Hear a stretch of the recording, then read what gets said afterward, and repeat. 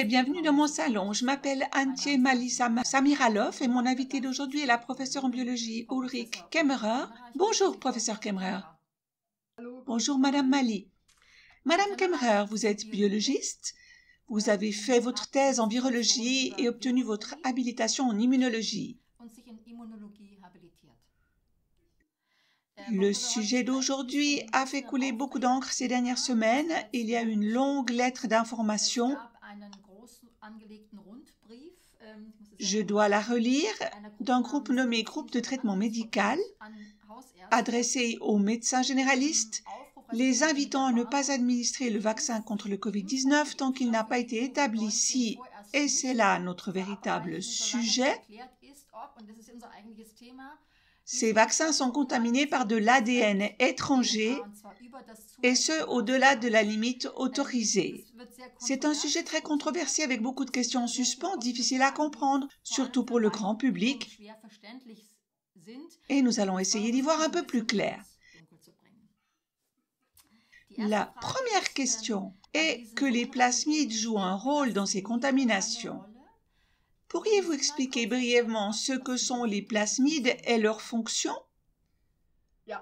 Oui, les plasmides sont de petits chromosomes supplémentaires que les bactéries possèdent habituellement, généralement en forme d'anneaux, et qui servent normalement à l'échange de données chez les bactéries. Plasmides, petites molécules d'ADN principalement présentes dans les bactéries. Les plasmides sont échangés entre différentes cellules dans des conditions naturelles. Les plasmides existent en plus de l'information génétique du chromosome principal.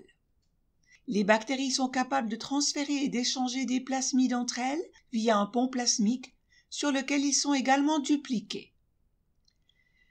On peut s'imaginer que le génome de la bactérie serait le disque dur et que j'aurais une clé USB avec laquelle je pourrais échanger des fichiers individuels. C'est un peu comme cela qu'on peut s'imaginer la fonction des plasmides. Les plasmides peuvent se reproduire de manière autonome, de façon indépendante. Il peut y en avoir plusieurs dans une cellule. Leur fonction est de conférer un avantage à leur porteur, par exemple une résistance aux antibiotiques.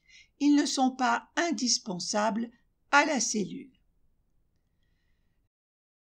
La résistance aux antibiotiques médiée par les plasmides est bien connue des microbiologistes. Cela passe donc par les plasmides. Cela signifie qu'une bactérie est résistante aux antibiotiques et peut transmettre le plasmide qui contient l'information à une autre bactérie. Les plasmides peuvent aussi permettre aux bactéries d'utiliser de nouvelles substances nutritives, par exemple, dans la mesure où cela s'est développé dans la biologie de l'évolution, comme avantage pour la survie, et c'est pourquoi ces plasmides existent et ont été découverts. Voilà brièvement ce qu'il en est. Il s'agit donc de petits chromosomes naturellement présents dans les bactéries en plus du génome proprement dit. Ça signifie que ce sont des outils typiques des bactéries qui ne sont pas naturellement présents dans l'organisme humain. Oui, les plasmides ne sont pas naturellement présents dans le génome humain, mais ils ont été établis et utilisés en microbiologie au début de la génétique dans les années 80 comme des outils que l'on peut acheter dans de grands catalogues pour le génie génétique. Dans le domaine du génie génétique, les plasmides sont principalement utilisés pour produire des plantes génétiquement modifiées et pour amplifier certains gènes. L'exemple classique de l'utilisation des plasmides pour la production d'un médicament par génie génétique est la production d'insuline. Auparavant, l'insuline était extraite du pancréas de porc, puis le gène de l'insuline humaine était inséré dans un plasmide, ce qu'on appelle dans le jargon un clonage, et ce plasmide peut ensuite être introduit dans des bactéries. On appelle cela une transfection. Transfection, technique de biologie moléculaire qui consiste à introduire un matériel génétique exogène qui vient de l'extérieur dans une cellule. C'est aussi le processus par lequel on introduit toujours l'information génétique dans les cellules et ces bactéries transfectées peuvent ensuite être placées dans de grands fermenteurs. C'est comme des marmites de soupe géantes où flotte un bouillon et où les bactéries se multiplient. On peut alors multiplier extrêmement fortement ces bactéries modifiées transfectées par le plasmide et selon le cas, dans le cas de l'insuline, elles commencent à produire de l'insuline que l'on peut ensuite récolter dans ces fermenteurs et finalement purifier, puis conditionner en tant que médicament pour les humains. Il s'agit pratiquement d'un outil de génie génétique pour produire de l'insuline à usage pharmaceutique. Petit rappel, l'ADN est constitué de 2 brins et l'ARN d'un seul brin. C'est là qu'intervient un élément qui sera important plus tard concernant ces solutions d'injection d'ARN. Ces outils de fabrication, les plasmides et les bactéries, doivent naturellement être complètement séparés de l'insuline. Et cette purification, c'est le point décisif et naturellement plus simple si je dois purifier de l'insuline de l'acide nucléique, car ce sont 2 classes de substances très différentes. C'est un peu plus difficile à faire pour l'ARN proprement dit. Peut-être faut-il encore mentionner dans le contexte de l'agenda actuel l'utilisation du génie génétique pour les vaccins. La production d'insuline avait justement été un point d'achoppement pour le mouvement anti-OGM allemand parce que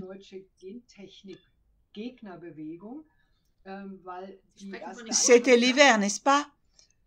Oui, c'était un mélange de Verts, de mouvements pour la paix, pour la protection de la nature, d'écologistes, un grand groupe qui s'était formé à l'époque et s'était opposé à cette première mise en place. Excusez-moi, mais quand? Vers 1985, c'est à ce moment-là que ça a commencé à prendre de l'ampleur et je pense que c'était très important à l'époque. Ils voulaient créer la première usine de production Je pense aussi que c'était très important. Pour produire de l'insuline humaine génétiquement modifiée, et il y a eu un énorme combat là contre, comme quoi ce n'était pas du tout possible car cela allait nuire à l'homme et à l'environnement et parce que le génie génétique n'était pas du tout possible. Et maintenant, tout d'un coup, lorsque je vois ça aujourd'hui, les gens se font pour finir injecter quelque chose qu'à l'époque, on ne devait même pas utiliser sur des bactéries. Il est donc passionnant de voir au fil du temps, depuis le début de mes études, comment l'attitude vis-à-vis du génie génétique a effectivement évolué. Aujourd'hui, il semble que l'on ne se pose plus de questions. Est-ce que l'attitude a changé ou est-ce que les mesures de sécurité ou les connaissances sur le fait qu'il n'y a pas de danger potentiel pour l'organisme humain ont changé? Non, les risques existent toujours. C'était déjà bien évalué à l'époque, même si c'était en partie mal évalué, car avec l'insuline, on n'administre pas d'informations en amont, donc pas de plasmide. Alors qu'aujourd'hui, on fait preuve de bien plus de négligence, car maintenant, avec la nouvelle étape de ces ARN ou de ces vaccins à ADN dans la plateforme, on traite en fait l'homme de la même manière qu'on traitait les bactéries à l'époque, c'est-à-dire en transférant des gènes. Donc cela veut dire... Revenons à notre sujet, à notre question de départ.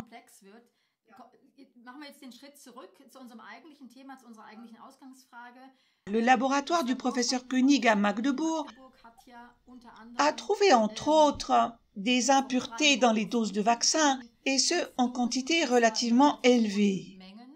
On a toujours reproché à ces doses d'être en partie périmées ou de ne pas avoir été stockées à un endroit assez froid, ce qui aurait pu entraîner des contaminations. Le fait est que l'on a trouvé dans plusieurs doses de vaccins BioNTech de l'ADN qui n'aurait pas dû être présent dans cette quantité. Madame Koenig est-elle la seule à l'avoir trouvé? Non, Madame Koenig n'est pas la seule, c'est dans les pays anglo-américains que cela a été rendu public en premier. sur une nouvelle plateforme scientifique sans censure, le SASTEX, par un généticien très renommé, Kevin McKernan, qui travaillait à l'origine au MIT au projet de génome humain pour le déchiffrer pour la première fois. C'était il y a 15 ans ou à peu près, au tournant du millénaire. Ça a commencé un peu plus tôt, mais Craig Venter a joué un rôle décisif dans ce domaine et Kevin McKernan a aussi déposé de nombreux brevets dans le domaine du séquençage génétique et de l'analyse des acides nucléiques. Il a une grosse entreprise et a reçu des échantillons de la part d'un couple d'activistes du Pfizer, qui n'est pas BioNTech aux États-Unis, mais Pfizer et Moderna.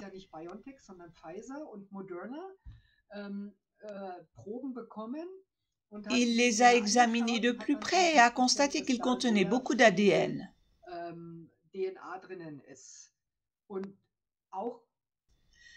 À la grande surprise de tous, il y avait en fait de l'ADN plasmidique complet, ce qui a bien sûr provoqué un certain émoi dans les milieux spécialisés, car tous ceux qui se sont penchés sérieusement sur la question ont immédiatement reconnu le potentiel de danger élevé.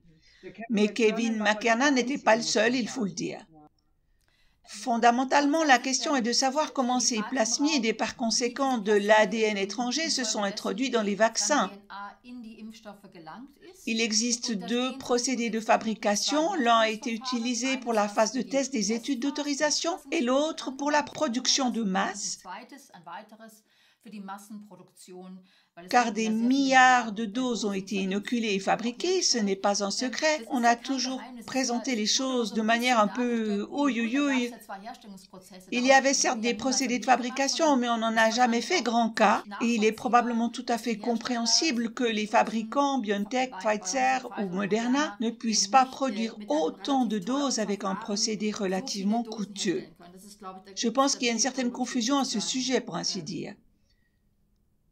Oui, bien sûr, ils auraient pu le faire. C'est juste une question de rentabilité. Mais disons que pour la production de masse, c'est le procédé de fabrication numéro 2 qui a été choisi et il comporte bien sûr des risques.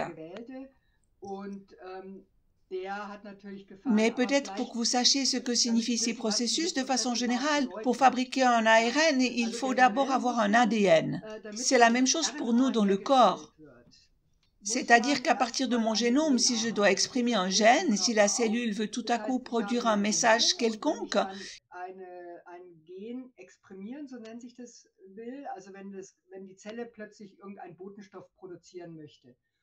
elle doit aller chercher l'ADN qui est caché quelque part dans le génome. Lorsque celui-ci est trouvé, il est ouvert et un ARN, l'ARN messager, commence alors à se former à partir de ce gène d'ADN. Cela signifie que pour la formation d'un messager, c'est-à-dire d'un ARN messager, j'ai toujours besoin d'un ADN, d'un original pour ainsi dire. J'ai besoin de l'original à partir duquel le transcript, c'est-à-dire l'ARN, est effectivement transcrit. À l'intérieur de la cellule, l'ARN messager est copié à partir de l'ADN et transfère l'information génétique du noyau au ribosome pour qu'il construise une protéine sur la base du plan de l'ADN. Dans les ribosomes, où sont ensuite produites les protéines correspondantes, les messagers souhaités ou ceux dont vous parlez actuellement. Non, cet ARN se déplace ensuite dans le ribosome. Ce processus passe de l'ADN au noyau cellulaire, de l'ADN à l'ARN. L'ARN se déplace ensuite dans les ribosomes et à l'intérieur des ribosomes, le code est lu à partir de l'ARN et il est ensuite converti en instructions. C'est le chemin de toute transmission biologique normale d'informations génétiques jusqu'à la protéine. Cela fonctionne partout dans toutes les cellules, qu'il s'agisse de bactéries, de plantes ou d'êtres humains. Le chemin est toujours le même. J'ai une copie quasiment originale du génome à partir de laquelle est produite la lettre éphémère qui va ensuite à l'usine, au ribosome, où elle déclenche la production de protéines. Et dans le cas des vaccins, on a, pour ainsi dire, tiré de l'ADN l'ARN messager pour la protéine de pointe qu'on a ensuite emballée et introduit dans les vaccins. On résume. 1. L'ARN messager de la spike est inséré dans des nanolipides. 2. Les nanolipides sont injectés, l'ARN-M de la spike est libéré. 3. La cellule lie l'ARN-M de la spike et la fabrique. 4. La cellule rejette de la spike dans l'organisme. Exactement, on a pratiquement pris le gène de la protéine spike du virus d'origine Wuhan 1 et on peut ensuite l'amplifier. On en revient à la fameuse PCR et le séquencer, puis on peut insérer ce petit bout de gène fini dans un plasmide bactérien. Il s'agit en quelque sorte de la copie originale à partir de laquelle on fabrique ensuite l'ARN utilisé pour les vaccins. Cela signifie que j'ai toujours besoin de suffisamment d'ADN pour former cet ARN vaccinal, comme substance de base, pour ainsi dire. Exactement. Et ce gène de base, je peux soit l'amplifier par PCR, nous savons que la PCR peut amplifier quasiment à l'infini. C'était le procédé numéro 1. Ils ont amplifié le gène très fortement à l'aide de la PCR dans des tubes à essai pour l'exprimer de manière banale. Et ensuite, ils ont pris ces produits de PCR pour produire cet ARN. Cet ARN a ensuite été modifié. Une petite question, excusez-moi. Et pour cela, il n'y avait pas de plasmide ou bien? Non, pas besoin de plasmide pour cela car ces produits PCR peuvent être simplement extraits de la soupe primitive. Quand on purifie les virus, par exemple, il y a tout le génome viral dedans et à partir de là, on peut amplifier la spike complète à l'aide de la PCR.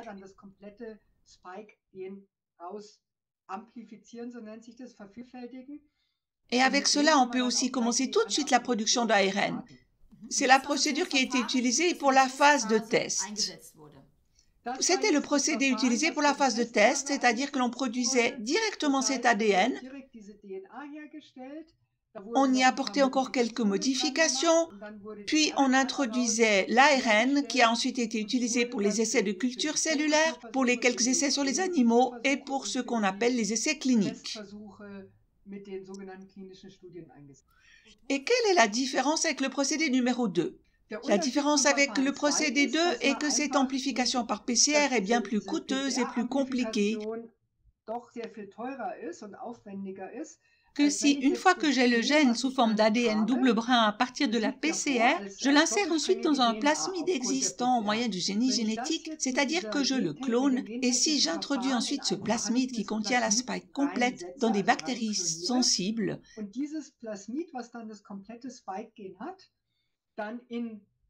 c'est la transfection, un procédé standard absolu en laboratoire. C'est donc similaire à la production d'insuline comme vous l'avez expliqué précédemment. Le processus est le même, exactement, et ensuite on le met dans ces bactéries qui sont dans ce cas des Escherichia coli modifiées, donc à l'origine des bactéries intestinales. Et quand les bactéries se divisent, elles peuvent se diviser très vite. Elles divisent à chaque fois non seulement leur génome normal, mais aussi les plasmides présents. Et donc, bien sûr, je peux quasiment les nourrir, je n'ai besoin que de ce bouillon de culture et je peux quasiment, donc le bouillon de culture, oui, elles le font pratiquement. Et pour les bactéries, ce plasmide signifie encore une fois qu'elles doivent traîner du lest avec elles. Oui, si elles n'en tiraient aucun avantage sélectif, elles le rejetteraient immédiatement. Et pour qu'elles le gardent, car elles n'ont pas d'avantage sélectif à partir de la protéine spike, on y a ajouté une résistance aux antibiotiques et on a ajouté cet antibiotique à ces bactéries dans le milieu de culture. Et seules les bactéries qui gardent ce plasmide et se reproduisent avec lui peuvent continuer à se diviser et à se développer. Et c'est pourquoi je sais que toutes les bactéries qui se développent dans ces fermenteurs ont ce plasmide dans lequel se trouve la matrice de la protéine spike. Mais vous avez dit tout à l'heure pour la production d'insuline que l'insuline récoltée devait être purifiée et séparée des composants bactériens, et ce pour tous les composants, y compris les bactéries, ainsi que les résidus de plasmide, correct? Et c'est ce que l'on aurait fait ou ce que l'on doit aussi faire lors de la production des vaccins Covid-19. Oui, c'est du moins l'histoire officielle. Il est clair, il faut se l'imaginer, qu'il s'agit vraiment d'un bouillon de bactéries puants, très trouble, qui est ensuite centrifugé dans d'énormes centrifugeuses. J'ai alors mes bactéries à l'intérieur et elles sont ensuite divisées, cassées et les différentes substances sont ensuite séparées.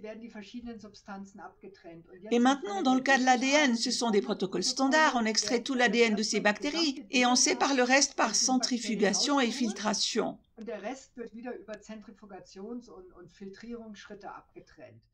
En théorie, si tout se passe bien, j'ai alors à l'étape suivante uniquement l'ADN bactérien et le plasmide complètement purifié.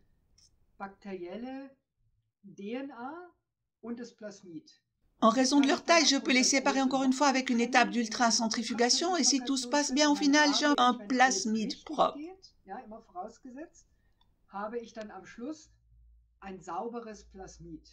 Et à l'échelle d'un petit laboratoire, c'est bien plus facile qu'à l'échelle d'un grand laboratoire. Mais le produit final que je vais obtenir par ce processus de production est bien l'ARN pour la protéine spike. Oui, mais j'ai d'abord besoin de ce plasmide qui passe ensuite dans le processus de production de l'ARN. Les bactéries sont obligées de multiplier ce plasmide car sinon elles ne peuvent pas se diviser en raison de la résistance aux antibiotiques. Puis j'ai des cuves géantes stériles avec ces bactéries cultivées.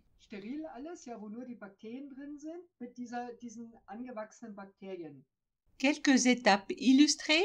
Les bactéries produites sont récoltées, puis elles sont fragmentées et désintégrées par des agents chimiques.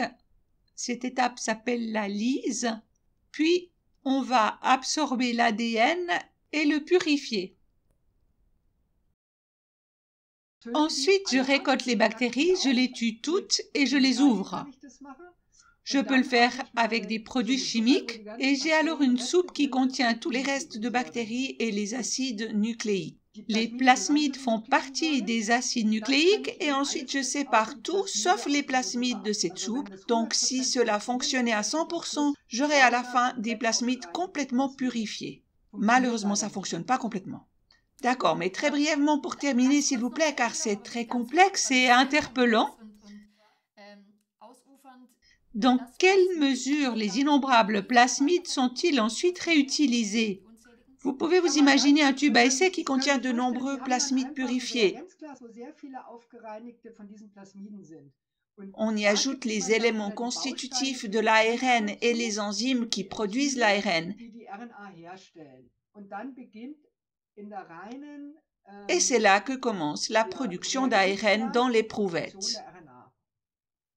Bien, cela signifie que les plasmides n'ont produit que le modèle, à savoir l'ADN, à partir duquel l'ARN nécessaire est ensuite inoculé ou emballé, pour ainsi dire, dans l'étape suivante et finale.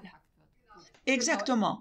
En principe, à la fin de l'étape des plasmides, on a exactement la même chose qu'à la fin de la PCR, à savoir le modèle génétique à partir duquel l'ARN est ensuite produit. Et le reproche mis sur le tapis, ou la supposition est que ces processus de purification ne fonctionnent pas si bien, que des résidus de plasmides et d'ADN bactérien ont pu se retrouver dans les vaccins.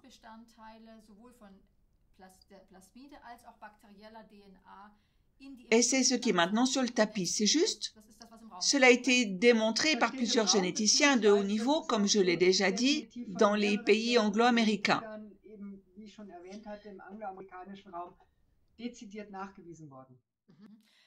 Il y a ce qu'on appelle les valeurs limites. Cet article du journal pharmaceutique, un journal tout à fait renommé, examine toute cette discussion sous une autre perspective et dit entre autres qu'il y a des valeurs limites. Cela vaut aussi pour d'autres vaccins. Ce n'est pas seulement utilisé pour ce vaccin, mais aussi pour les vaccins traditionnels contre la grippe.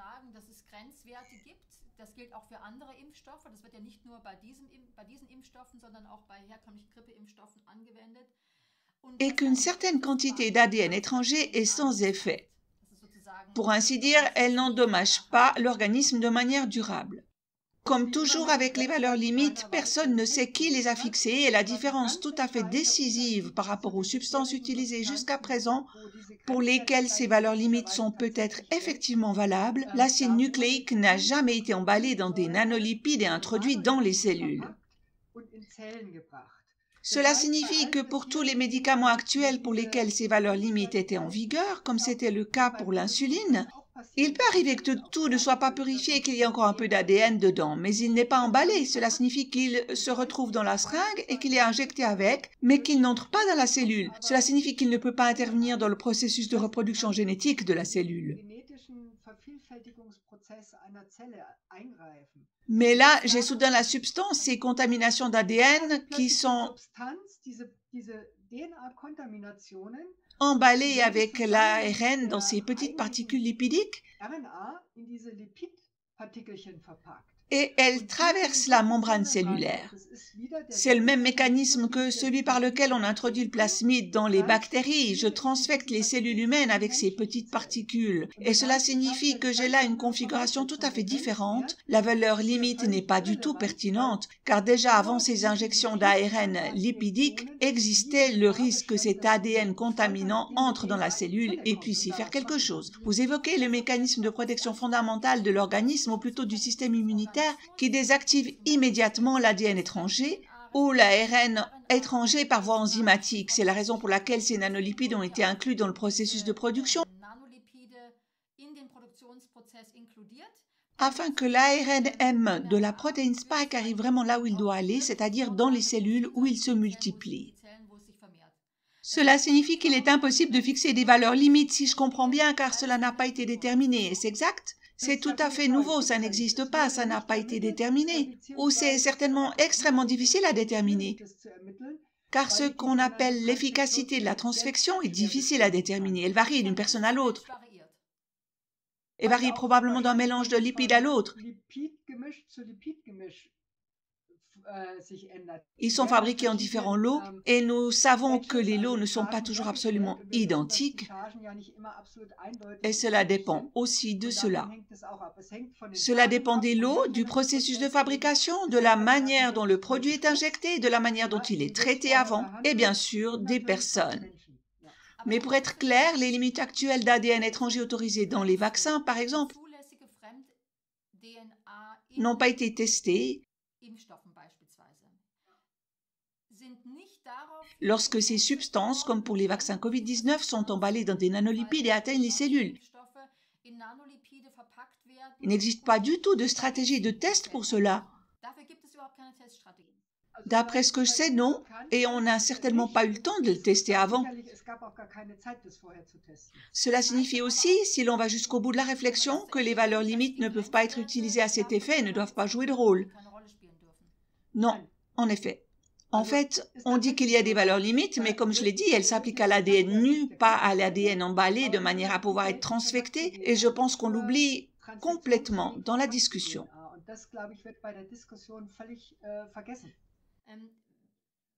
L'ADN que Mme Koenig et d'autres laboratoires ont trouvé,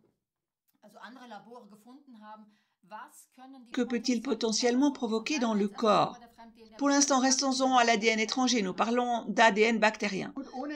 Sans définir de quel type d'ADN il s'agit, en général, l'ADN étranger qui entre dans les cellules peut être reconnu à l'intérieur des cellules et déclencher des réactions inflammatoires. Mais ce qui est passionnant, c'est que cela se produit également avec l'ARN étranger et c'est pourquoi cet ARN qui est injecté est modifié, l'ARN mode modifié, en en remplaçant une base. C'est pour cela qu'il a le... Pourquoi? Encore une fois, excusez-moi, dans quel but? C'est précisément pour ça que Mme Carico et M. Weissman ont reçu un prix Nobel l'an dernier, parce que ce remplacement de base fait en sorte que cet ARN étranger désactive les mécanismes de reconnaissance dans le corps.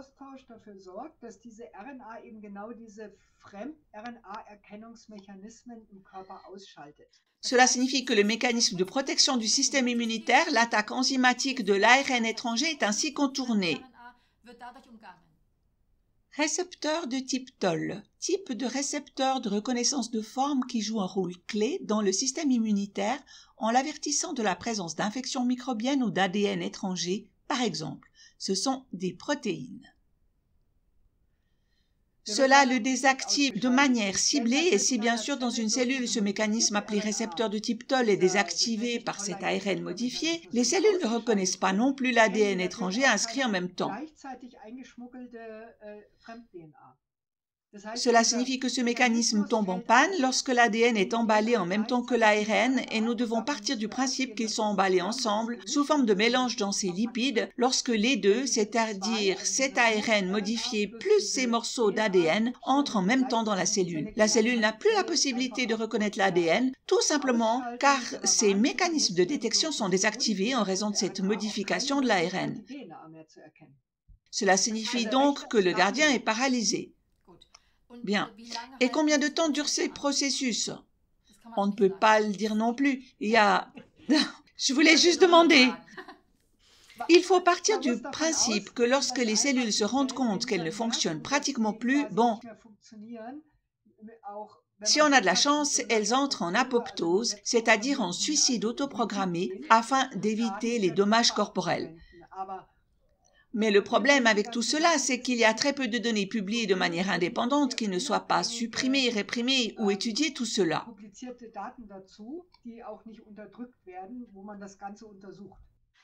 Je vais m'arrêter un instant sur les mécanismes de contrôle avant d'ouvrir la fenêtre suivante qui sera encore un peu plus complexe, car ces processus de purification qui laisse au final un ARN modifié ou un ARN modifié propre, quel qu'il soit, et qui est ensuite inoculé, ne devrait-il pas être surveillé sans faille, ou du moins par contrôle d'échantillons?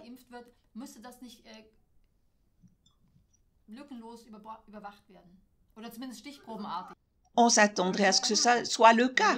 On s'attendrait à ce que les autorités de contrôle prélèvent des échantillons de tests de façon indépendante pour chaque processus de production, en particulier pour un nouveau procédé aussi complexe et jamais utilisé auparavant, et qu'elles vérifient toujours si tout est en ordre. Mais manifestement, ça n'a pas été fait. On a laissé aux fabricants, comme déclarent l'EMA et le PEI. Les organismes de contrôle pour l'Allemagne, l'Institut Paul Ehrlich, n'ont pas effectué de contrôle aléatoire, c'est juste? Un groupe de chimistes s'est déjà penché sur la question du PEI. Apparemment, ils n'ont fait que des tests très ordinaires, comme on peut le lire, pour savoir à quoi ressemble la solution, quel est son volume, si l'étiquette est bien collée, et ainsi de suite, et ils n'ont contrôlé que les documents présentés par les fabricants pour ce qui est des protocoles de test. Donc, encore une fois, ces nouveaux produits autorisés seulement sur certaines conditions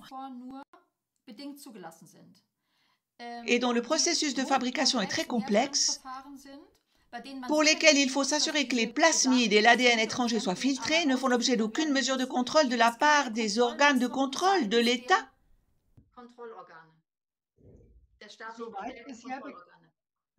Pour autant que l'on sache jusqu'à présent, c'est ça. Peut-être qu'ils l'ont fait et qu'ils ne l'ont pas publié, auquel cas serait encore pire, mais manifestement, c'est-à-dire au moins d'après ce qui a été dit jusqu'à présent, ce n'était pas leur tâche, a-t-on dit, et ils ne l'ont pas fait. Bon, très brièvement, l'ADN étranger bactérien, que peut-il provoquer dans le corps? Nous avons parlé plutôt de la résistance aux antibiotiques, qui peut être, pour ainsi dire, un exemple, car c'est tellement courant.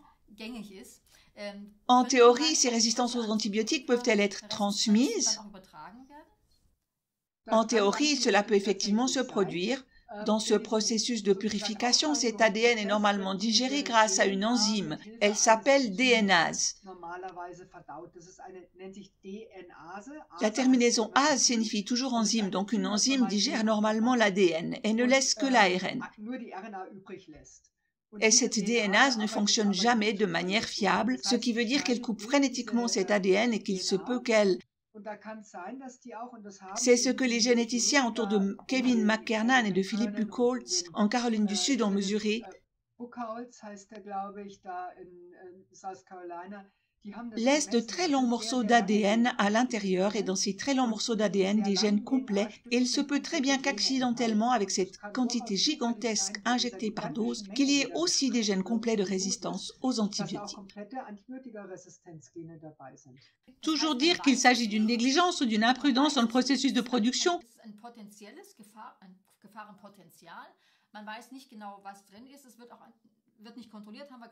Des milliards, je ne sais combien de milliards de doses ont été produites ces dernières années, alors on pourrait toujours parler d'imprudence, n'est-ce pas, de négligence. Schlamperei oder Schludrigkeit zurückführen. Ja? Im Zuge des Produktionsprozesses, es wurden viele Milliarden, ich weiß nicht wie viele Milliarden Dosen produziert über die letzten paar Jahre, dann könnte man immer noch sagen, das war eine Schludrigkeit, richtig? Eine Fahrlässigkeit.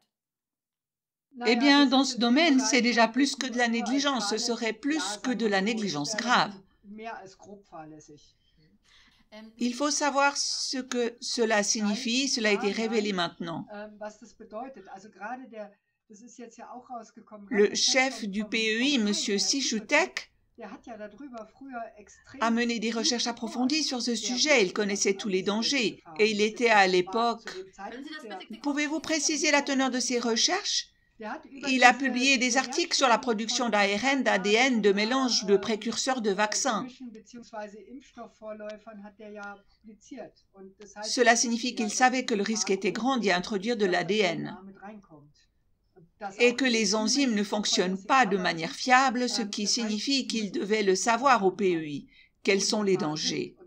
Et en fait, on aurait pu s'attendre à ce qu'ils effectuent un contrôle très étroit car les temps ont changé, les procédures se sont améliorées, mais ils auraient dû examiner tous ces points de plus près. Donc, il y a la négligence, nous allons laisser cela de côté. Où voyez-vous le plus grand danger potentiel pour la santé dans la contamination? Restons-en à la contamination.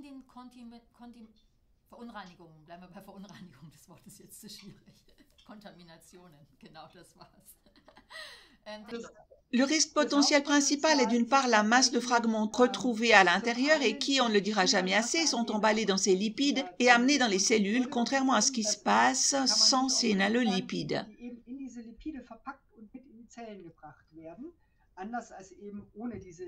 Ces acides nucléiques, c'est-à-dire ces fragments d'ADN, peuvent tout à fait se déplacer dans le noyau cellulaire. Transcription inverse, phénomène dans lequel l'ARN est retransformé en ADN, l'inverse du processus habituel. Cela permet à certains virus de s'introduire dans les gènes de la cellule hôte et de proliférer. C'est le cas notamment du sida et de certains virus oncogènes, c'est-à-dire qui provoquent le cancer. Cela existe. On a longtemps discuté de la question de savoir si l'ARN pouvait entrer dans le noyau cellulaire par transcription inverse, mais cela n'a aucune importance car il y a tellement d'ADN à l'intérieur et il peut entrer dans le noyau cellulaire. Si une grande quantité d'ADN arrive dans le noyau, il peut très bien s'intégrer dans le génome. Et s'il s'intègre dans le génome, il ne déclenche pas forcément de nouvelles fonctions, mais il peut causer des dommages.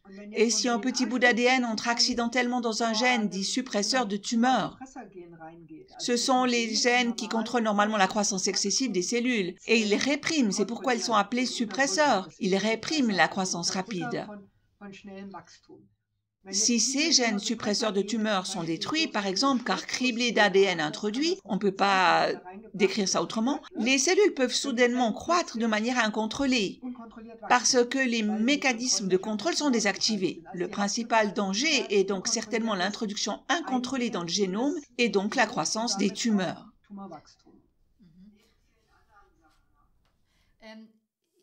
Il a aussi été question que des fragments de gènes provenant d'ADN de singes aient été finalement trouvés dans les vaccins.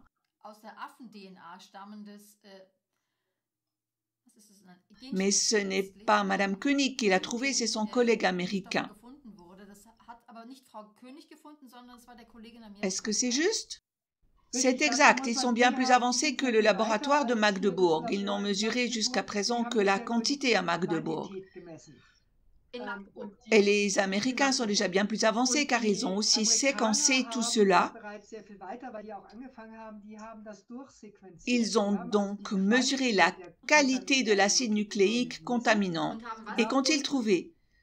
Entre autres, au début, des plasmides intacts complets. Le produit de départ pour la fabrication se retrouvait pour ainsi dire dans le produit final qui finit chez l'homme. Et c'est là qu'ils ont déterminé de quel plasmide il s'agissait par séquençage. Il contient la protéine spike complète, elle doit bien être présente, puis il y a un point de départ tel que prévu pour le processus de fabrication des enzymes bactériennes que l'on utilise ensuite dans le processus de fabrication de l'ARN. le point de départ pour que ces enzymes artificielles fabriquent l'ARN comme souhaité. Puis on a constaté clairement qu'il y avait la résistance aux antibiotiques, dans ce cas la kanamycine néomycine. On l'a donc trouvée. Elle est dans le plasmide et elle a été trouvée dans les vaccins par séquençage. Elle est là. Pas dans tous les lots, mais elle est présente. Et puis, à la grande surprise de tous, on a trouvé cette séquence SV40 Simian Virus 40 Starter. C'est ce qu'on appelle dans le jargon la séquence promoteur amplificateur.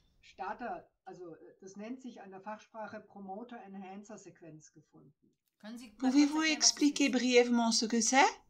Il ne s'agit que d'une petite partie du virus SV40 et non pas du virus entier. Ce sont les points de départ où les enzymes se mettent en place pour le mécanisme que j'ai décrit au début, c'est-à-dire au niveau de l'ADN. Les enzymes doivent se mettre en place pour produire l'ARN et ensuite former l'ARN. Et elles reconnaissent sur l'ADN une séquence de gènes, disent « Oh, stop, mettez-vous là, c'est parti pour la production d'ARN ». Et ils sont différents. Les bactéries ont des points de reconnaissance de départ différents et des enzymes différentes de celles des humains, par exemple. Quelle est la fonction de ce promoteur, de cet amplificateur dans le génie génétique? Il fait en sorte que les gènes que je veux avoir soient produits en grande quantité. À droite, les cellules des bactéries plus simples sont appelées prokaryotes et à gauche, celles des plantes, des animaux et des humains plus évoluées sont appelées eucaryotes. Dans le système choisi, si je choisis un système bactérien, j'ai besoin d'un autre point de départ que si je choisis un eucaryote, c'est-à-dire des cellules supérieures. Restons-en à l'homme. Nous parlons maintenant de vaccins destinés à l'homme. Donc, si je travaille avec des cellules humaines, j'ai besoin d'un autre point de départ que si j'ai une bactérie. Et ce promoteur est adapté à quoi précisément dans ce cas? Il est conçu pour que, lorsque le gène complet ou même le plasmide complet est introduit dans des cellules humaines, le mécanisme humain de production d'ARN et d'autres mécanismes puissent effectivement lire et amplifier des gènes à partir du plasmide. Si je l'introduis dans des cellules humaines avec ce SV40 promoteur amplificateur et qu'il est fonctionnel, je transforme les cellules qui l'ont reçu par génie génétique en cellules capables de lire en permanence ce plasmide, par exemple,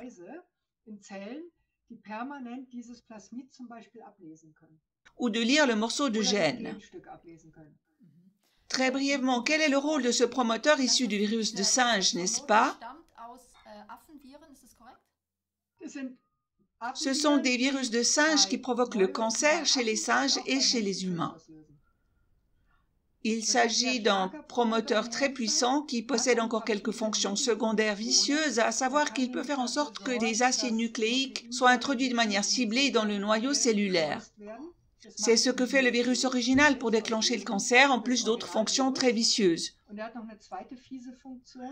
Normalement, la lecture ne se fait que dans un sens sur un brin d'ADN qui est à double brin, et normalement, la lecture ne se fait que dans un sens. Cela signifie que si le point de départ est ici, il ne va que dans une direction. Et avec ce SV40, je peux travailler dans le sens inverse. Je peux donc décrire le segment de gène 2 fois avec 2 instructions de construction. Je peux pratiquement faire 2 instructions de construction et c'est exactement ce qui est codé dans ce plasmide de Pfizer-BioNTech. Si cela se confirme, pas dans Moderna. Cela n'a été trouvé que dans les vaccins Pfizer, pas dans ceux de Moderna. La question est de savoir quel est le rôle de ce promoteur amplificateur. C'est vraiment très complexe et difficilement compréhensible pour les profanes dans un tel processus de production. Il n'a tout simplement pas sa place dans ce processus. Comment entre-t-il? On le clone à l'intérieur. Il ne peut être là que volontairement. Cela signifie que l'on ne peut plus parler de négligence ou d'imprudence, de nettoyage insuffisant ou inefficace, mais qu'une substance étrangère a été introduite dans un processus de production auquel n'a rien à y faire. On pourrait parler de négligence s'ils avaient simplement pris un plasmide, un soi-disant vecteur navette, qui permet de faire passer le gène entre les bactéries et les cellules humaines là où j'en ai besoin. Mais pour le processus de production, cette soi-disant solution de vaccination, je n'en ai pas besoin. Cela signifie que même si le plasmide de départ que je peux choisir dans le catalogue, je ne vais pas en choisir un qui contient cette substance, cette information génétique. Si quelqu'un l'a pris comme vecteur de départ, nous devrions demander à M. Sahin, qui a créé tout cela avec son projet Lightspeed, pourquoi il a choisi ce vecteur. Il n'a pas sa place ici et même les gens qui défendent la vaccination disent que cela n'a aucun sens. À gauche, le schéma du vaccin Pfizer présenté à l'EMA dans lequel il n'y avait pas la partie du virus SV40 de singe. À droite, celui qui a été séquencé par McKernan avec cet élément. Je cite à nouveau l'article en question, le journal pharmaceutique, où il est écrit sur ce point que l'une des autorités d'homologation des médicaments aurait signalé à l'autorité canadienne d'homologation des médicaments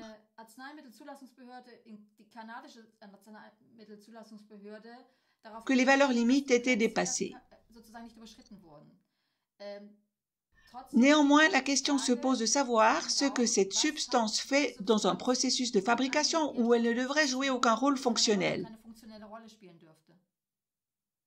La question est précisément de savoir pourquoi elle est présente. Qu'a-t-on découvert exactement en rapport avec cet amplificateur? Vous venez de parler du fait que l'ADN peut être lu dans deux directions.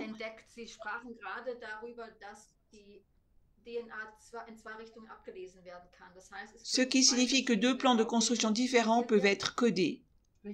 C'est exact. Un pour l'ARN messager pour la protéine Spike et sinon, donc une fois exactement que cet ARN est formé pour la protéine Spike et par séquençage, les généticiens, comme je l'ai dit, il ne s'agit pas d'une personne seule, c'est une société de génétique très renommée, ils font ça tous les jours.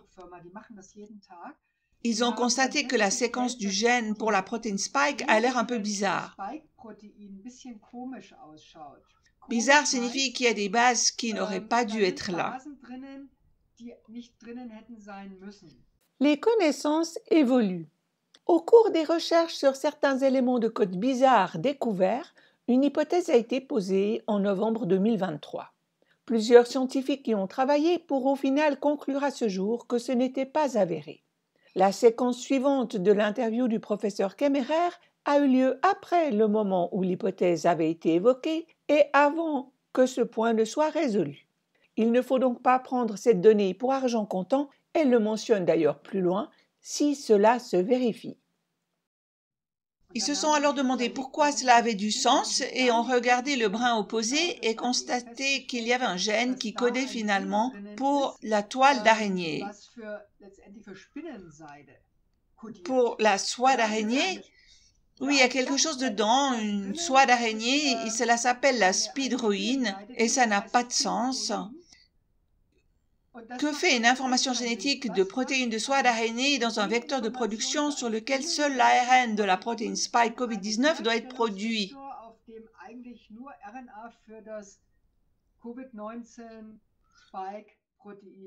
Que dois-je penser? Une soie d'araignée, insecte ou qu'est-ce que c'est? Ou une protéine?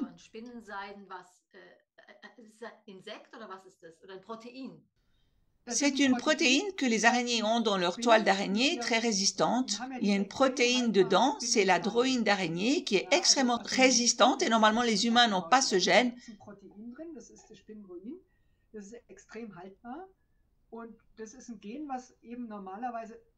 Sauf peut-être Spider-Man.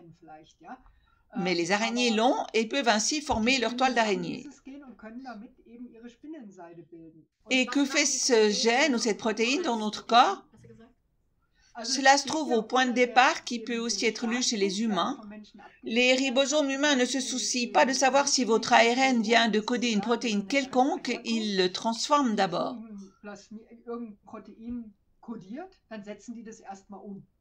Peu importe que cela ait un sens ou non, et cela signifie que la speedroïne, cette protéine de soie d'araignée, est produite dans les cellules humaines, peut-être. Cela signifie que nous devenons des producteurs de soie d'araignée? Oui, nous ne pouvons pas, comme je l'ai dit, lancer soudainement des toiles d'araignée autour de nous, mais le problème est qu'une fois que cette protéine est créée, elle ne peut plus être décomposée dans les cellules et ne peut plus être décomposée dans le corps. Nous n'avons aucun mécanisme pour décomposer cette protéine. Parce que c'est un corps étranger ou quoi? C'est une protéine étrangère? Notre organisme n'a pas de réponse parce que ce n'est pas prévu. Il s'agit d'un processus de construction, des constructions toujours, qui n'est possible que si les protéines ont un certain pliage ou une certaine propriété et les mécanismes de l'évolution sont prévus pour les protéines humaines. L'araignée n'est pas prévue.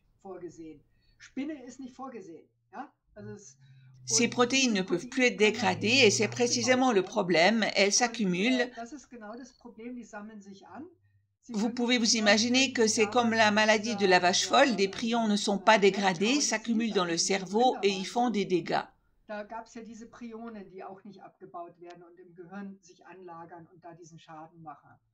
C'est ainsi que l'on peut s'imaginer la fonction de cette protéine de soie d'araignée dans le corps. Elle s'accumule, ne peut pas être dégradée et détruit ensuite les cellules ou les fonctions des tissus.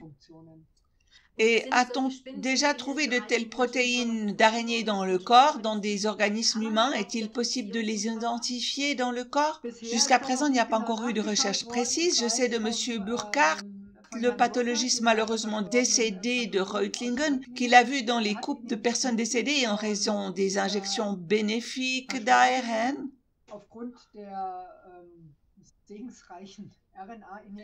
Des dépôts bizarres qui lui ont fait penser à une maladie rare qui existe chez les humains, l'amyloïdose. Il connaissait ça? Ça ressemblait visuellement à une amyloïdose, mais il ne pouvait pas la colorer avec les méthodes de coloration habituelles utilisées pour cette pathologie. Il m'a donc expliqué qu'il avait un nouveau tableau clinique qui ressemblait à une amyloïdose, mais qui ne pouvait pas être diagnostiqué par les méthodes traditionnelles. Ça aurait bien sûr un sens maintenant. Il faut simplement voir à l'avenir si on peut détecter ces protéines de soie d'araignée avec des anticorps ciblés, si ce sont vraiment des protéines de soie d'araignée. C'est donc passionnant. Il y a beaucoup d'inconnus si l'on considère qu'à l'avenir, beaucoup plus de vaccins seront développés sur la base de ces ARNM et produits très rapidement. Il y a toujours le même problème et le même risque de contamination.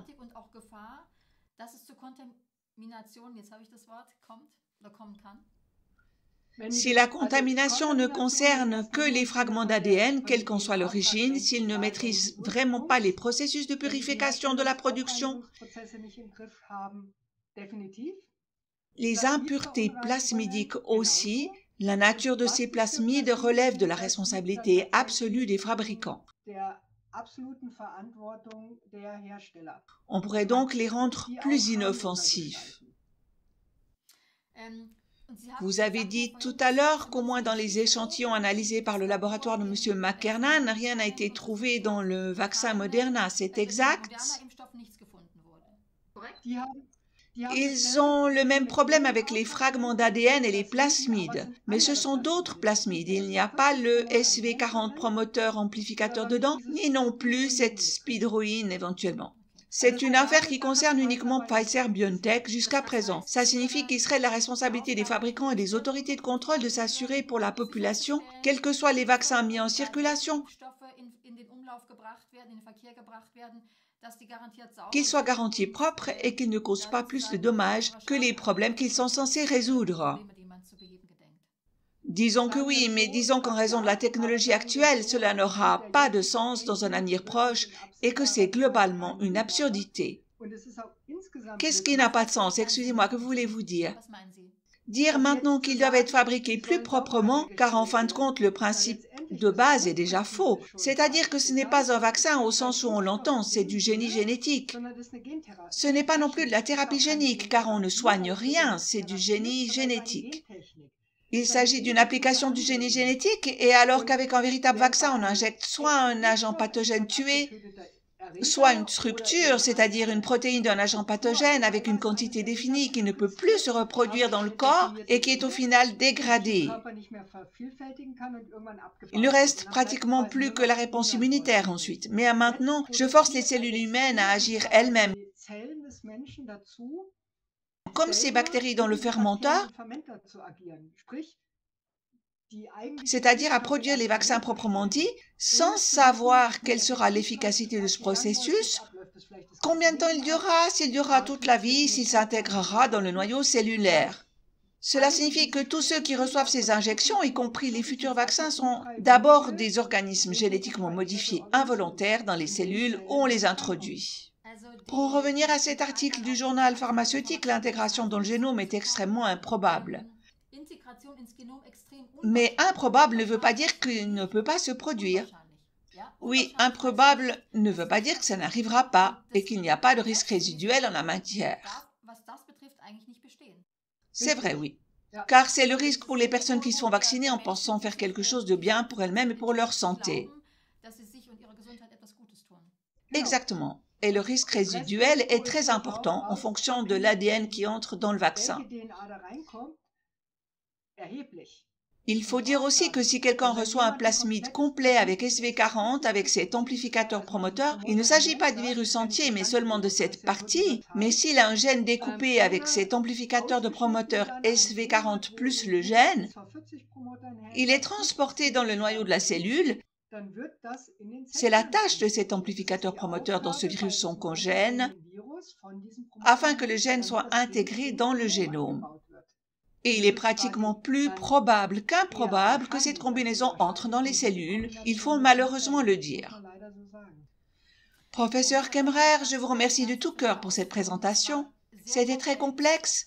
J'espère que les spectateurs ont compris.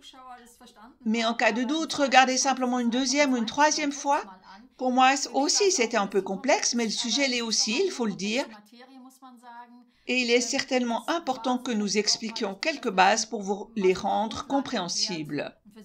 Je vous remercie beaucoup d'avoir regardé, de m'avoir écouté et d'avoir fait preuve de patience. Au revoir.